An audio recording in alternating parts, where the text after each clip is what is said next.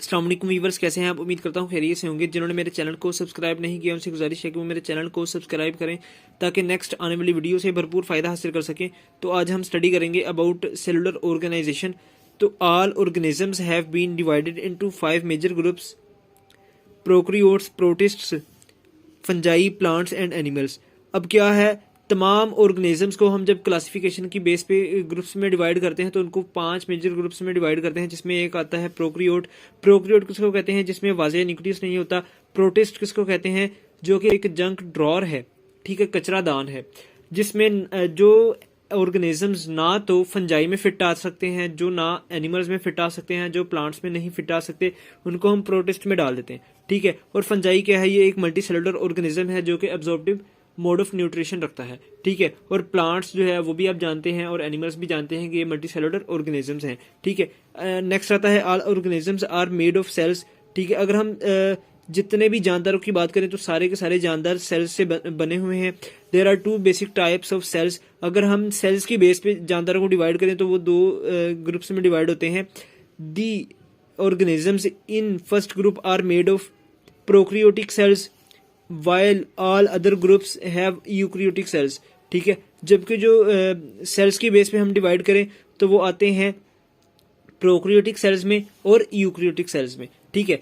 तो इसमें आता है cells organise in 3 ways to make the bodies of organisms, ठीक है। अगर हम सेल्स को ऑर्गेनाइज करें, एक मुनज़्ज़म तरीके से जोड़ें, तो वो क्या बनाते हैं? ऑर्गेनिजम्स की बॉडी बनाते हैं। Cells make unicellular, colonials and multicellular organization, and the organisms formed through these organizations are unicellular organisms, colonial organisms and multicellular organisms।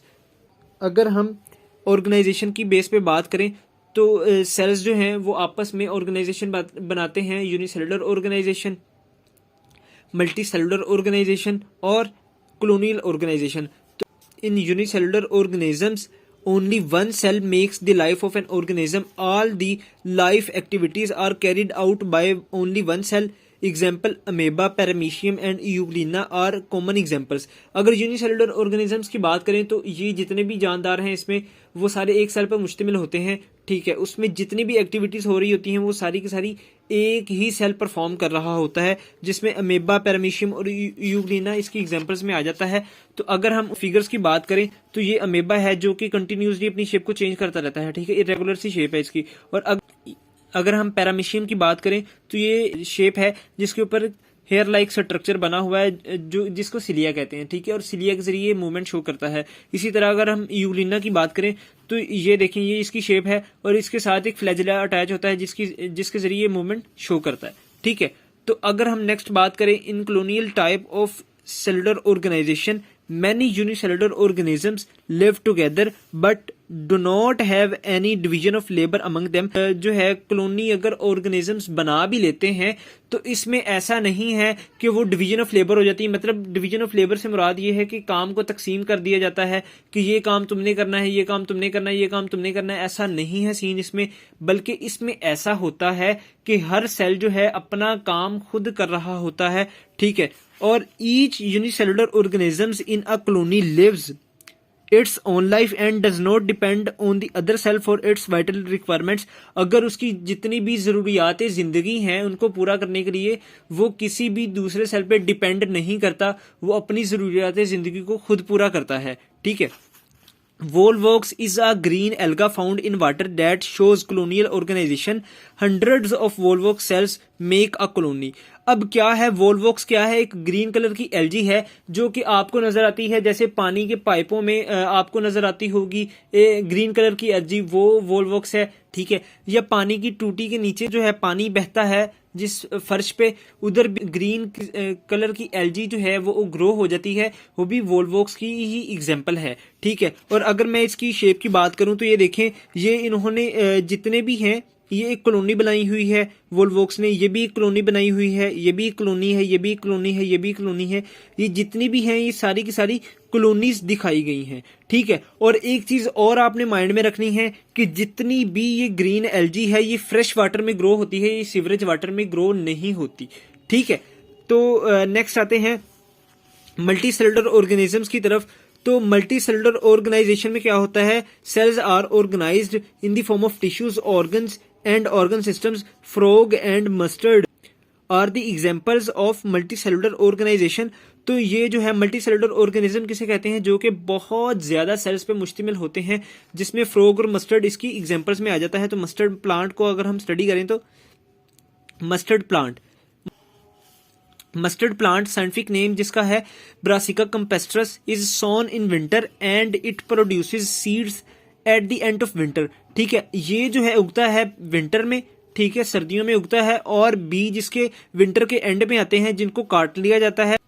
The plant body is used as vegetable and its seeds are used for extracting oil. ठीक है, एक तो इसकी plant body जो है उसको vegetable के लिए यूज कर लिया जाता है, जैसे साग वगैरह, ठीक है, या पालक वगैरह, और उनको तेल निकालने के लिए जो है इस्तेमाल कर लिया जाता है, उनमें से ऑयल को एक्सट्रैक्ट किया जाता है. ठीक है, the organs of body can be divided into two groups on the basis of their functions. Root, stem, branches and leaves are the vegetative organs which do not take part in sexual reproduction of the plant. अब जो है जड़ें या stem, तना वगैरह, branches जो हैं, जो इसकी शाखें हैं, या फिर लीव्स जो कि पत्ते वगैरह हैं, ठीक है, ये वेजिटेटिव ऑर्गन्स हैं, ये सेक्सुअल रिप्रोडक्शन में हिस्सा नहीं लेते. अगर हम नेक्स्ट बात करें तो flowers are the reproductive part of the plant because they take part in sexual reproduction and produce fruits and seeds. और जो फ्लावर्स हैं ये रिप्रोडक्टिव पार्ट हैं प्लांट के, जो कि हिस्सा लेते हैं सेक्सुअल रिप्रोडक्शन में, जो कि प्रोड्यूस करते हैं फ्रूट्स को, सीड्स वगैरह को, ताकि नेक्स्ट जनरेशन का आगाज किया जाए. ठीक है, और अगर हम नेक्स्ट बात करें फ्रॉग की, तो फ्रॉग क्या है, फ्रॉग का साइंटिफिक नेम जो है राना टिग्रीना है, shows the multi cellular organisation. ठीक है, ये भी मल्टी सेलुलर बॉडी है. अब the body is made of organ systems and each organ system consist of related organs. जैसे फर्ज करें डाइजेस्टिव सिस्टम है, तो उसमें जितना भी है ऑरल कैविटी से लेके एनस तक जितना भी है वो सारे रिलेटेड ऑर्गन्स ही हैं. ठीक है, तो ये जितने भी हैं ये आपस में रिलेटेड होते हैं. तो देन आता है all the organs are made of specific tissues. ठीक है, एपिथेलियल, ग्लैंडुलर, मस्कुलर और नर्वस टिश्यू एटसेट्रा. ठीक है, अब जो ऑर्गन्स हैं ये किससे बने होते हैं, टिश्यूज से. ठीक है, ठीक है, अगर ये किसी ऑर्गन के अंदर वाली साइड पे मौजूद हैं, ठीक है, लेयर बना के, तो वो क्या करते हैं, सिक्रीशन का काम करते हैं. अगर वो किसी ऑर्गन के बाहर वाली साइड पे मौजूद हैं तो वो प्रोटेक्शन का काम करते हैं, क्योंकि ग्लैंड जो है वो सिक्रीशन का काम करता है, इसलिए हम इसे ग्लैंडुलर भी कहते हैं. ठीक है, और ये वैसे भी हमारी स्किन पे मौजूद होते हैं, एपिथेलियल टिश्यूज. और जो है मस्कुलर टिश्यू की बात की जाए तो ये कॉन्ट्रैक्शन और रिलैक्सेशन का काम करते हैं. ठीक है, और इसी तरह नर्वस टिश्यू जो है ये नर्व इम्पल्स के थ्रू जितना भी जो है रिस्पॉन्स आता है, ये सारा का सारा वही नर्वस टिश्यू ही काम करते हैं. तो this is all about cellular organisation.